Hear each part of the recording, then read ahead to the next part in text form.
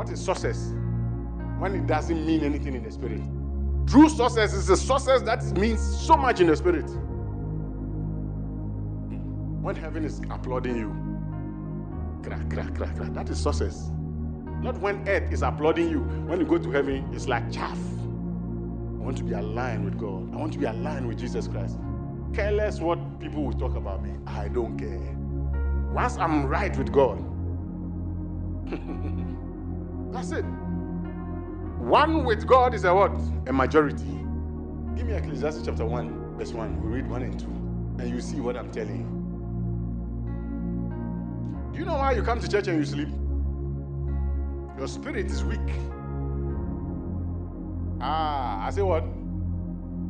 Your spirit is not alive.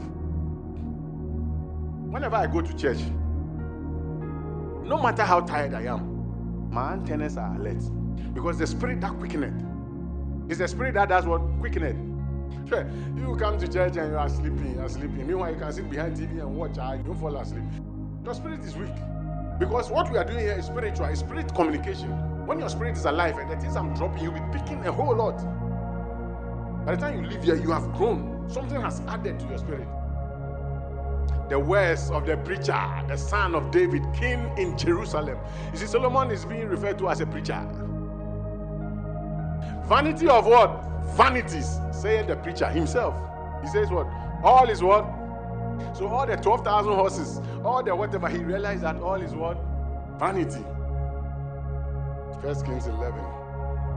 We read from 1 to 4. Why he's saying all is vanity. But King Solomon loved many strange women. Loved many strange women. Of all the wisdom he had, look at how he ended up. He ended up in foolishness. I told you something last week.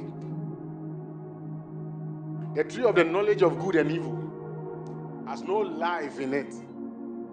It is devoid of the spirit. It's independent of the spirit. And when you are independent of the spirit, the end result is what? Death.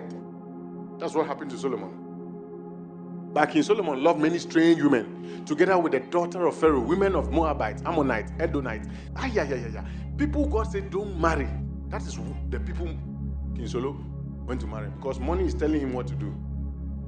Of the nations concerning which the Lord said unto the children of Israel, ye shall not go into them, neither shall they come in unto you, for surely they will turn away your hearts after their gods. Solomon clave unto this in love. And he had 700 wives, princesses, and 300 what? Concubines. And his wives turned away his heart. The wives turned away his heart. If you check Solomon's life, he started very well with God. He built a temple, dedicated a temple. See the prayer Solomon prayed. Very spiritual. He followed his father's advice. He did everything. But strange women turn his heart from God. And when your heart is turned from God, you are headed to what? Distraction. Don't think that the wealth you have, or the money you have, the job you have, the blessing you have, is an approval from God.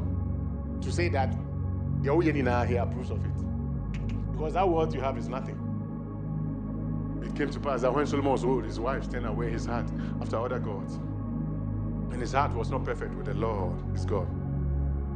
David was not so wealthy like his son. But there's nobody. See, if you go to Israel today, tomorrow, David is celebrated. Because he had a heart for God. He had a heart for God. Or you're born here, what were 700 women? Are they? Do you understand?